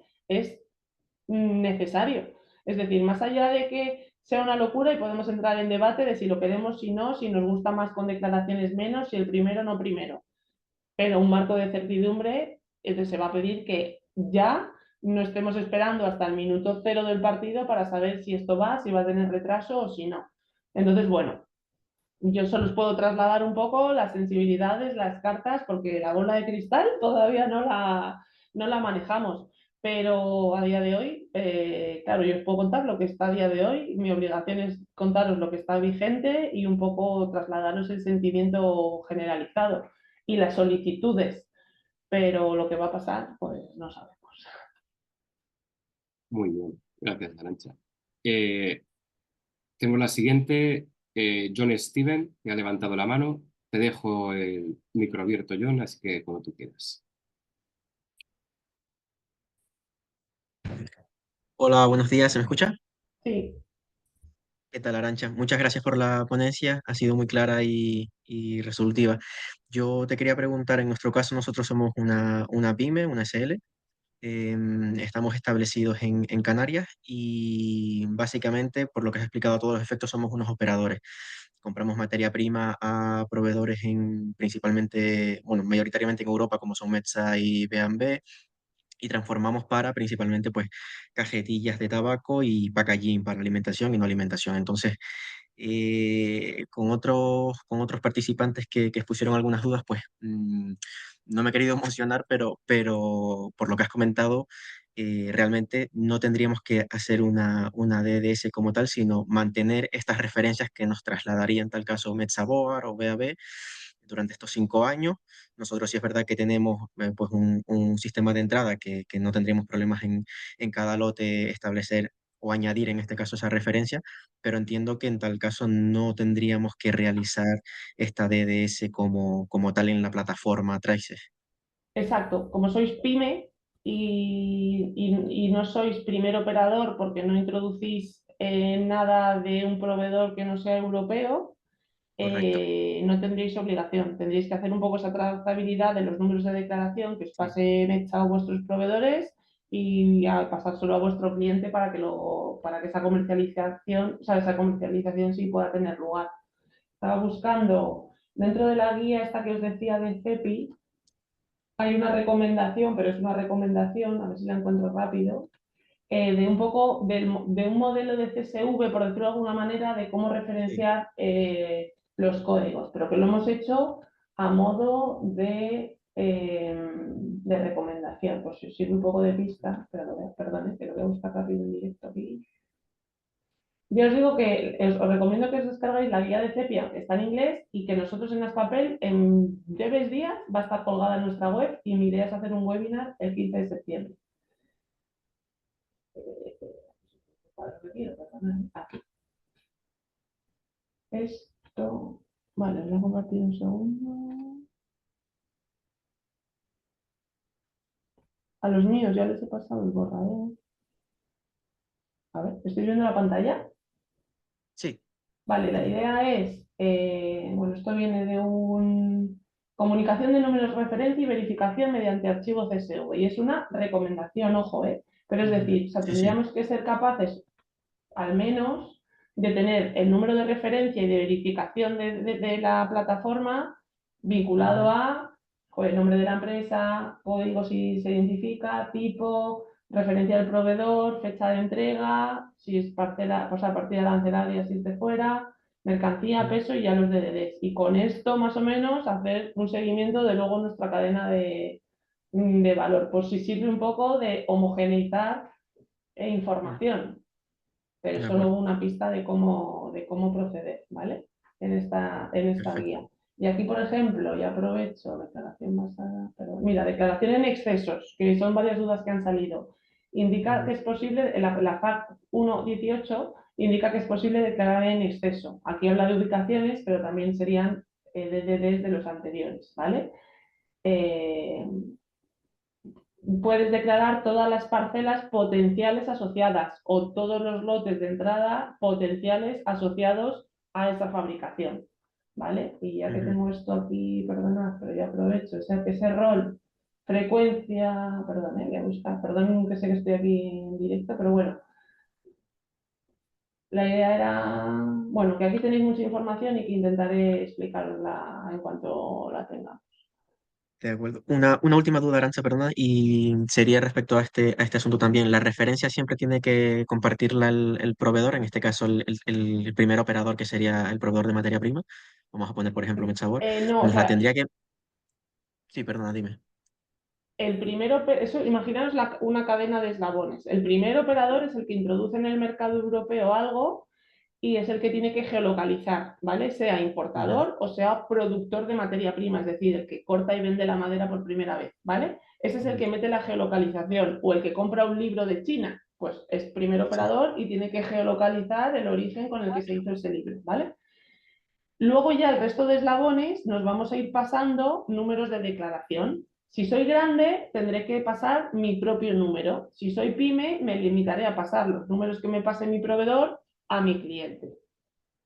De acuerdo, pero por ejemplo, esta referencia que nos pasa el proveedor, ¿tendríamos que también rescatarla de Traces o directamente con que nos lo envían ellos en A los... priori, esa es una labor de ponerse de acuerdo con proveedores y clientes de cómo vamos a pasarnos estas Ujú. declaraciones, porque te las tiene que pasar de alguna manera. Luego tú, si fueses a declarar, sí que puedes chequear, y una de las cosas que se exige y de esas simplificaciones es que tú en Traces puedes verificar que esa declaración es correcta, y Vale, con el número de declaración y el número de verificación puedes acceder a la declaración del anterior. Por eso la parte de geolocalización puede ocultarse si ya. es confidencial, porque siempre el siguiente con los dos códigos, el 14 más 8, va a poder Ujú. acceder a los datos de declaración. Perfecto. Pues nada, muchas gracias por la ayuda. Nada. Muy bien, muchas gracias. Vamos a seguir alternando, esta vez por escrito. Si tu proveedor es europeo, empresa con CIF europeo, pero la fabricación de papel se realiza fuera de Europa, se declara, es una pyme esta empresa. Vale, tú eres una pyme y compras a un proveedor europeo. El proveedor europeo, para vendértelo a ti, tiene que hacer una declaración, ¿vale? tú vas a tener que comprar ese producto con una declaración de tu proveedor, ¿vale? Ya que el proveedor tendrá que ver para su declaración, si imaginemos que no es pyme, pues tendrá que meter los números de sus proveedores europeos, o si es que está comprando materia prima fuera de Europa, tendrá que hacer la declaración de primer operador para esa importación, y luego lo más seguro es que, como va a mezclar y materias primas para fabricar un producto que es el que a ti te venda, tendrá que hacer otra declaración como operador intermedio. Pero a ti lo que tú te tienes que preocupar es de que tu producto que compras siempre venga con un número de declaración. Da igual que antes haya habido un eslabón o 25. Conviene saberlo un poco, cuál es la cadena de valor, para también tener ese riesgo un poco controlado. Pero va a ser independiente en realidad. O sea, ese número va a poder ser el primero, el segundo, el tercero, el cuarto o el quinto, dependiendo de lo larga que sea la cadena. Si tu proveedor es el que importa, insisto, pues será él el que tenga las responsabilidades y las obligaciones. Tú, como pyme, tienes que comprar algo con una declaración, y si tú tienes luego un cliente, pasárselo. No sé si... Muy bien. Si no le ha quedado claro, supongo que volverá a escribir de nuevo. Ahora sí que vamos a volver a abrir micro con Carmen Yago, en este caso, que ha levantado la mano. Cuando quieras, Carmen. Tenéis que activar el micro.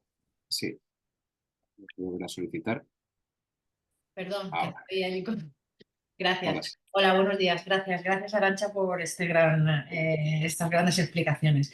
Para ser rápida y no ocupar mucho tiempo, no soy pyme, soy operadora media, transformo. Nosotros hacemos cajas rígidas de cartón forradas en papel. Entonces, en uno de nuestros productos se pueden mezclar hasta 3 tipos de códigos diferentes.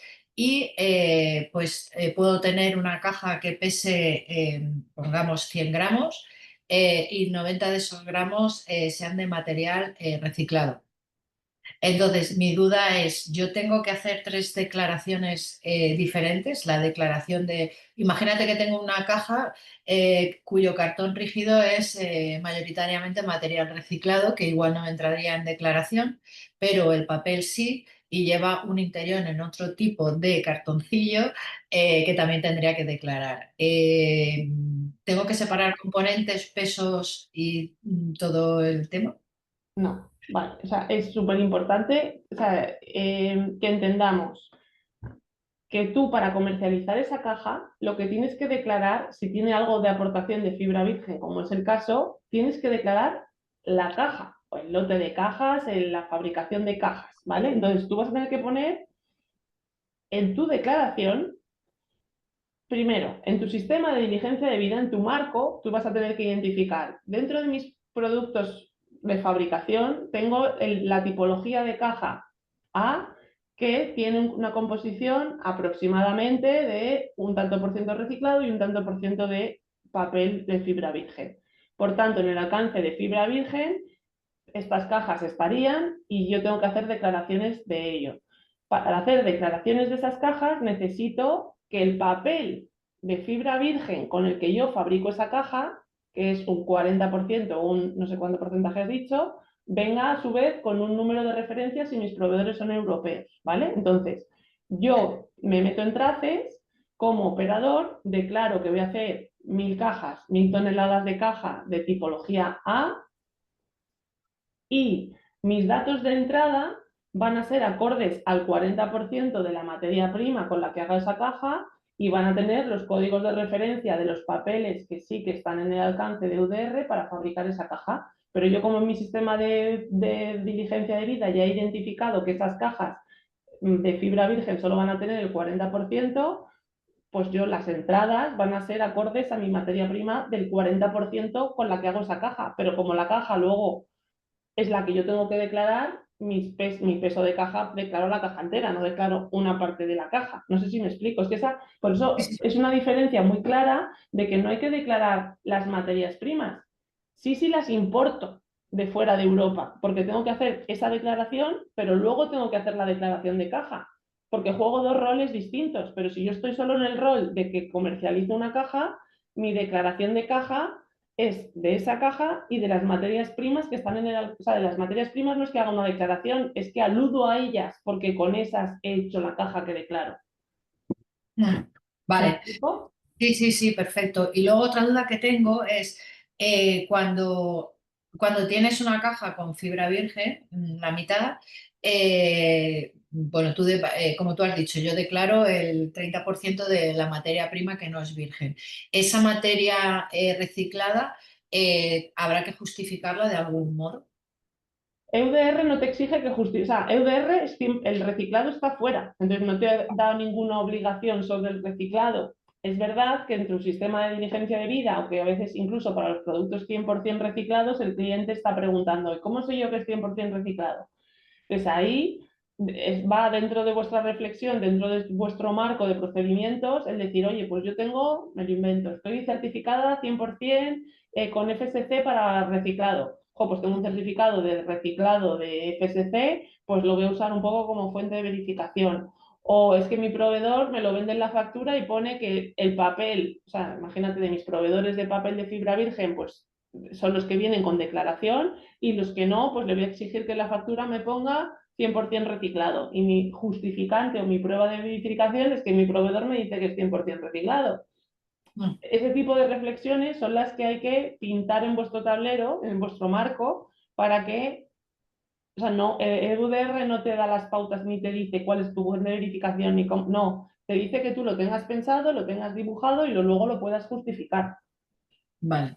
Y luego, ya por curiosidad, la plataforma FSC que estaba desarrollando, yo veo que está completamente, porque yo me meto de vez en cuando, porque, a ver, nosotros somos FSC, todos nuestros proveedores son FSC, entonces para nosotros es el camino natural a seguir, juntarnos a esta blockchain, pero yo veo que aquello no avanza. Entonces yo me pregunto si no avanza porque tiene informaciones avanzadas de que esto no va a ir adelante finalmente y está haciendo una inversión que no sabe si finalmente va a llegar a curso o no, o porque está parada, o porque no va realmente a realizar ese trabajo y a poner en marcha eso. No tengo la respuesta a tu pregunta y lo siento porque no depende de mí y te daría una respuesta subjetiva que no es correcta a posicionarme, pero o sea, me refiero a que no, es que no, hace mucho que yo tuve una formación, vimos aquí una formación a papel de un montón de cosas y vinieron FSC, vino PEP, vino un montón de gente a compartir sus soluciones y desde aquella la verdad es que podría preguntarles cómo van esos avances. No creo que sea porque no ven, porque además FSC también es súper pro para que esto vaya para adelante, entonces sería un poco raro que no lo desarrollaran por eso, pero no sé si es que no lo sé, porque además esa plataforma entiendo que viene desarrollada desde FSC Internacional y no desde FSC España. Entonces, sé que también aparte de esa plataforma están modificando parte de los estándares para que la madera certificada de FSC cumpla con EUDR y ahí hemos estado también en procesos de consulta y demás.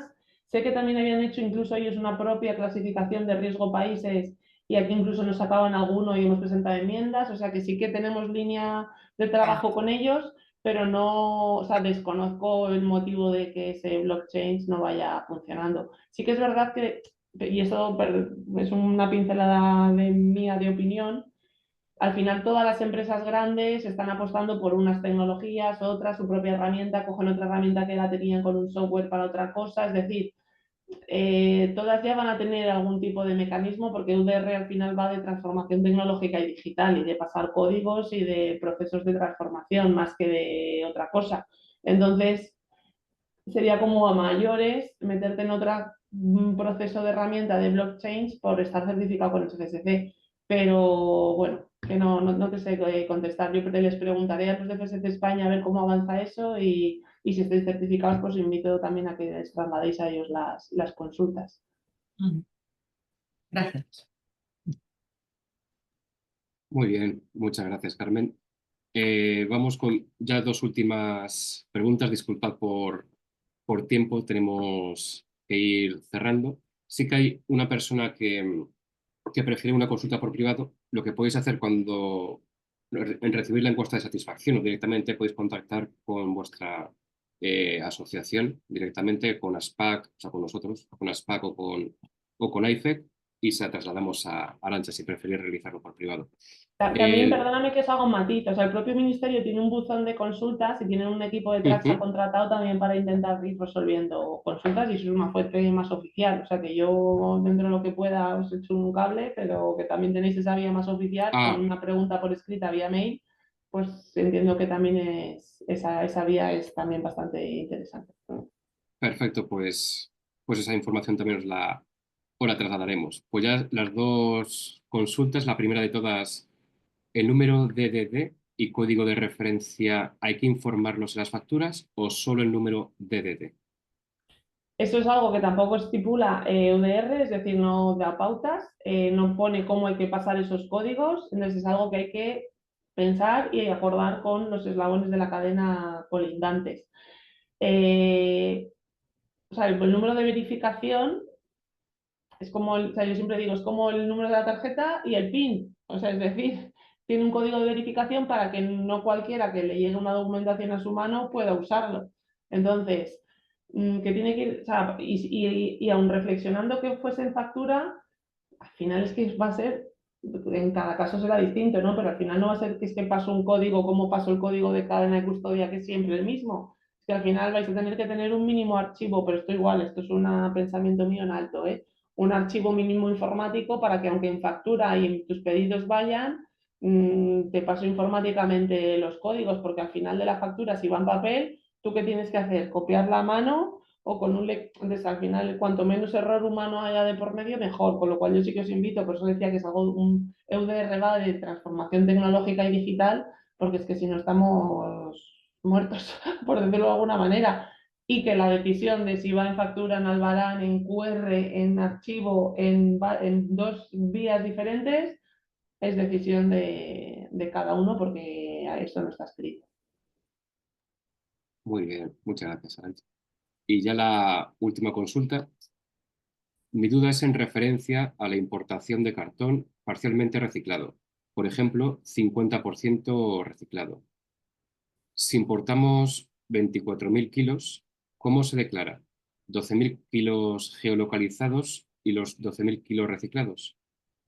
No, ahí la respuesta es un poco parecida a la anterior. Tú declaras tu importación de cartón y sí que en tu procedimiento dices, pero es un cartón reciclado al 50%, con lo cual mis datos de entrada son la geolocalización del origen de la fibra virgen que lleva ese cartón.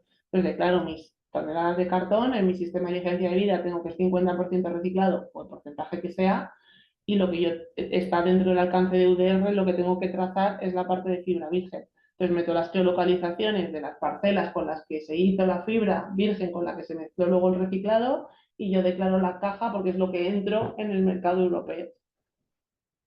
¿Vale? Entonces no hace falta declarar la mitad del peso de la caja, o sea, hay que declarar la caja entera, pero los datos de entrada, por decirlo de alguna manera, hacen referencia solo a la parte de fibra virgen. Muy bien. Perfecto, pues vamos a dar ya por finalizado ya el webinar, pero no sin antes, bueno, agradecer no solo tu profesionalidad, Arantxa, todo tu tiempo, toda la ayuda que has compartido y tus conocimientos con todos los asistentes. La verdad que te lo he dicho al principio, pero es un inmenso placer siempre tenerte en estos seminarios y bueno, y esperemos a que presentéis en Aspaper el día 15 de septiembre en un principio, que ya recibiremos la convocatoria. Muy bien, pues nada, gracias a vosotros. Cualquier cosa, pues seguimos en ello, ¿vale? Muy bien, pues ya todos los asistentes os enviaremos una encuesta de satisfacción con la grabación de este seminario. Y nada, y desearos un buen día y agradeceros vuestra asistencia. Muchísimas gracias. Buen día a todos. Hasta luego. Hasta luego.